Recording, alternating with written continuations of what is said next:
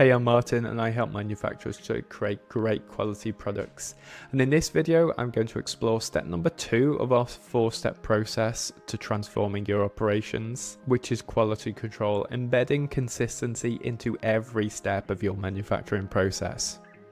So I think that quality control checkpoints are crucial to ensuring that your products consistently meet your standards. And by embedding checks at key stages, you can catch issues early, avoiding costly rework and maintaining high levels of customer satisfaction. So here's a checklist to guide you through this process. Number 1, identify the critical points. If you can establish where the quality checks are most needed in your process, you'll have identified the key areas to focus on. Number 2 is to define quality standards.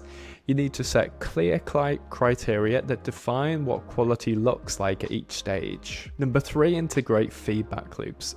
So make it easy for operators to report issues and suggest any possible improvements. Number 4 is to train your teams in quality control protocols.